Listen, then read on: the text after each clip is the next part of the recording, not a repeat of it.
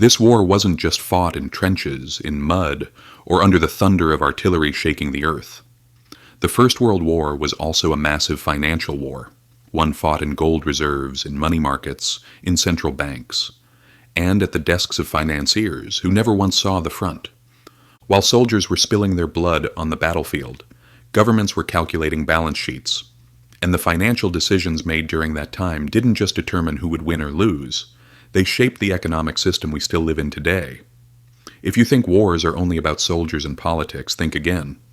These wars proved that money is also a weapon, and one of the deadliest. By 1914, Europe was already on the edge. Alliances, colonial rivalries, national ambitions. But beneath all that political tension, there was an invisible truth. A war of this scale simply could not continue without money. When leaders chose war, they were also choosing debt. Most of them believed the conflict would be short. "It'll be over by Christmas," they said. They believed gold, a bit of borrowing, and some patriotic donations would be enough. But within weeks it became clear. This war was devouring money, without pause. At that time, Europe was still tied to the gold standard. Paper money had value because there was gold behind it, but this also tied the hands of governments. Gold was limited. As soldiers marched to the front and factories shifted entirely to producing weapons, costs skyrocketed. Germany was burning through 10 million marks a day. Britain was pouring millions of pounds into the front. The math was clear. The gold wouldn't last. Eventually, governments suspended the rules. One by one, they abandoned the gold standard. Money was no longer tied to gold, but to the government's promise. That quiet decision became one of the turning points in modern financial history, because once governments tasted that freedom, they never wanted to go back. And the real financial war began after that. Germany, unable to access foreign markets, had no choice but to rely on domestic borrowing. The state launched massive war bond campaigns, posters, slogans, calls for sacrifice. Citizens were persuaded to hand their savings over to the government. Billions of marks were collected. But this entire system stood on hope alone. When defeat finally came, the bonds became worthless. Millions of people lost their savings. That economic trauma later became fertile ground for extremism. Britain, however, had a different advantage. London was the financial center of the world. The pound was trusted. At first they survived on short-term loans, but soon they turned toward America. The United States was officially neutral, but the financial world was already at work. Giants like J.P. Morgan and Company became the lifeline of Britain and France. Loans, financing for weapons and food. By the time the U.S. entered the war in 1917, it had already been bankrolling the Allies for years. This wasn't charity, it was power. Through this war, the U.S. rose from a debtor nation to a global financial leader. The American century didn't start on the battlefield. It started in the ledgers. France, too, survived the war through heavy borrowing both at home and abroad. The high saving habits of its citizens helped, but the real money still came from America. This debt burden deeply shaped European politics after the war. Russia, meanwhile, faced a financial collapse that became one of the key reasons it couldn't continue the war. The banking system was weak, the economy fragile.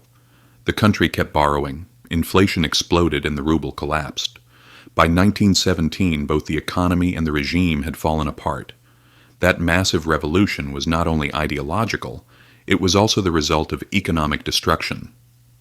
When the war ended, the picture was devastating. The supporters of the Allied side had spent over $140 billion. The Central Powers had spent tens of billions more. The gold standard had collapsed, inflation soared, and in some places hyperinflation took hold. In Germany, people carried suitcases of banknotes just to buy bread. Small savers were crushed, while big capital often managed to survive. In financial wars, the small saver always loses first. And this is where the connection to today begins. The First World War taught governments this simple lesson: money doesn't have to stay tied to reality. Gold runs out? You print money. Money runs out? You borrow more. Borrowing isn't enough. You convince the public with propaganda. The financial playbook written in that era has never been taken off the shelf. From the crisis of 1929 to the financial crash of 2008, traces of 1914 appear in every major crisis. This is temporary. The fundamentals are strong. They said those exact words back then, too, and millions believed them, right up until their money lost its value.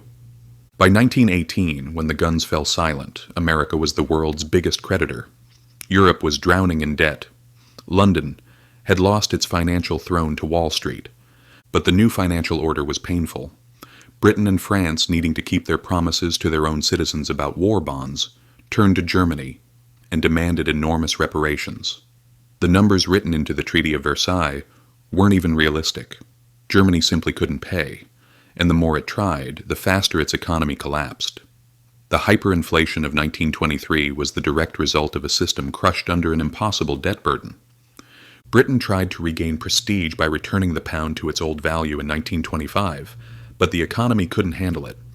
Unemployment and unrest spread. The United States, meanwhile, used its financial strength to keep lending money to Europe, creating a circular system that sent the money right back to itself. The Dawes Plan, the Young Plan. Money wasn't being created, it was just being recycled, and when the Great Depression hit, the whole structure collapsed. All of this makes the First World War not just a military turning point, but an economic one. To understand how governments use money printing, borrowing, propaganda, and financial manipulation, you only need to look back at 1914. Even today, when central banks say this is temporary or governments insist everything is under control, history whispers the same truth. When money is detached from reality, the people pay the price. Real wealth isn't just numbers, it's knowledge, resilience, and the ability to see the truth behind the illusion. Never forget, history doesn't always repeat itself, but its rhythm never changes. The financial playbook written in 1914 is still being used today. Only the words have changed. The outcome hasn't. Those who hold the power protect themselves. Those who don't understand the system end up paying for it.